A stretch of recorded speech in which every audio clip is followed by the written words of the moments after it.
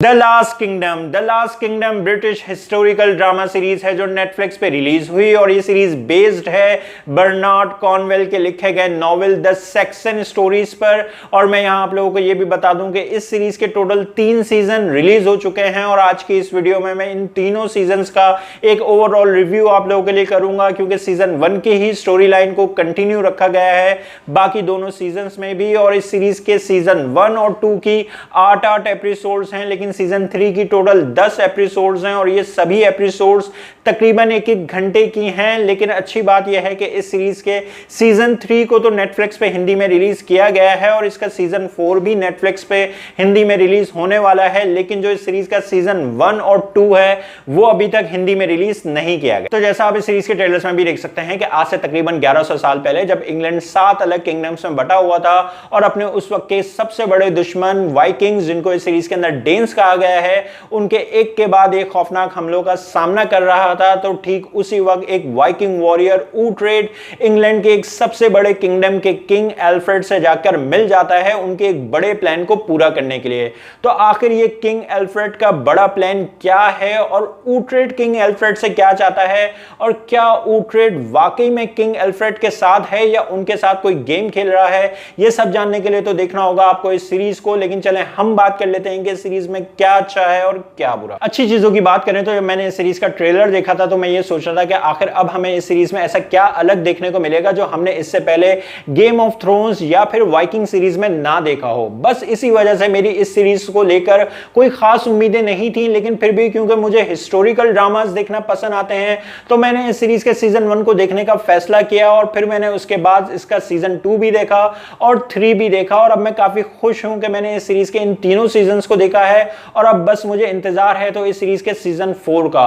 लेकिन चलें अब मैं आप लोगों को बताता हूं कि मैं आखिर इस सीरीज के इन तीनों सीजन्स को देखकर क्यों खुश हूं। पहली बात तो ये सीरीज बिल्कुल अलग है वाइकिंग्स और गेम ऑफ थ्रोन्स से, क्योंकि जो इस सीरीज की स्टोरी है वो बिल्कुल डिफरेंट है। ऑल्दो एग्जीक्यूशन वाइज और स्ट्रक्चर वाइज कुछ थोड़ी बहुत सिमिलैरिटीज जरूर हैं, लेकिन फिर भी ओवरऑल ये कंप्लीटली डिफरेंट शो है। और इसके लिए मैं सबसे पहले तो तारीफ करना चाहूंगा इस शो के क्रिएटर्स की, क्योंकि उन्होंने इस शो को इतना डिफरेंट और इंटरेस्टिंग वे में एग्जीक्यूट किया कि ये सीरीज देखते हुए आपको कहीं भी ऐसा फील नहीं होगा कि आपने ये सब कुछ पहले भी देखा हुआ है। और जो वर्ल्ड बिल्डिंग इस शो में की और जो एक बिलीवेबल मिडीवल एरा इस शो के अंदर क्रिएट किया, आप उसमें स्लोली पूरी तरह से इन्वेस्ट हो जाएंगे और आप चाहेंगे इस दुनिया के बारे में और जानना, जो कि एक बहुत अच्छी बात है। और बस यही नहीं बल्कि कुछ ऐसे इंटरेस्टिंग कैरेक्टर्स को भी इस शो में क्रिएट किया गया कि जिनको आप कभी लाइक करेंगे तो कभी हेट करेंगे, जैसे कि ऊट्रेड और किंग एल्फ्रेड का कैरेक्टर। आप इन दोनों ही कैरेक्टर को उनकी बातों और उनकी हरकतों की वजह से कभी लाइक करेंगे तो कभी हेट करेंगे,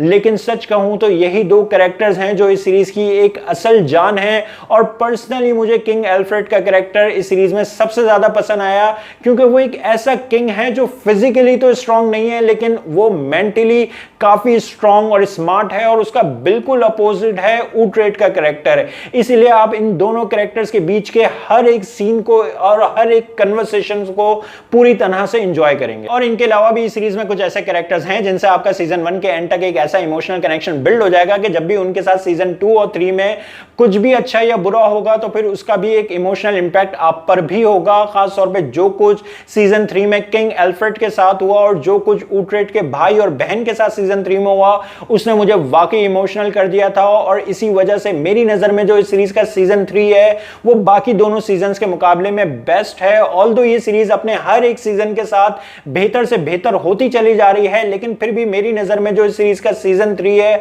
वो हर लिहाज से बेहतर है बाकी दोनों सीजन्स के मुकाबले में। और अच्छी बात यह है कि इस सीरीज का हर एक सीजन का एंड आपको नेक्स्ट सीजन देखने पर मजबूर करेगा और आपको हर सीजन में कुछ इंटरेस्टिंग ट्विस्ट एंड टर्न्स भी देखने को मिलेंगे। अब अगर एक्टिंग की बात करूं तो इस सीरीज में आपको सभी एक्टर्स की स्ट्रॉन्ग परफॉर्मेंसेस देखने को मिलेंगी। और अगर आप इस सीरीज के म्यूजिक और ओवरऑल प्रोडक्शन क्वालिटी की बात करें तो जो इस सीरीज का म्यूजिक है वो डिसेंट है और जो इस सीरीज की एक ओवरऑल प्रोडक्शन क्वालिटी है वो काफी अच्छी है। इस सीरीज के वीक पॉइंट्स की बात करें तो पहली बात, इस सीरीज के सीजन 2 और 3 में हमसे बहुत से ऐसे न्यू कैरेक्टर्स को इंट्रोड्यूस करवाया गया जिनमें ना तो कोई खास डेप्थ है और ना ही उनसे हमारा कोई कनेक्शन बिल्ड हो पाएगा। और दूसरा, हमें सीजन 1 में ऊट्रेड का अपना एक मकसद नजर आया और उसका मकसद है अपना खोया हुआ किंगडम हासिल करना और वो सब कुछ उसी के लिए करता नजर आया। लेकिन फिर सीजन 2 और 3 में हमें उसका ये मकसद बिल्कुल ही कहीं गुम नजर आया और वो ना ही अपने इस मकसद को हासिल करने के लिए कोशिश करता नजर आया, जो कि देखकर वाकई अजीब लगा।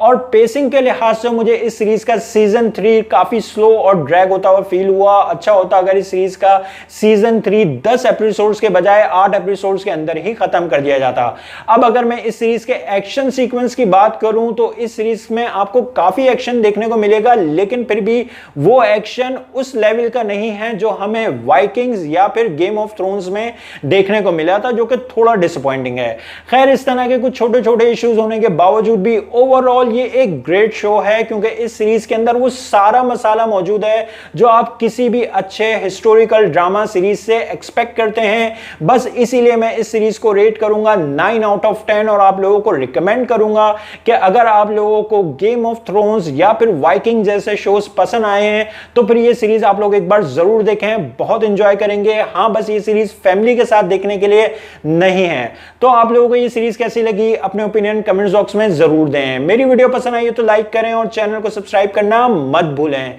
फिर मिलते हैं किसी और वीडियो में। शुक्रिया।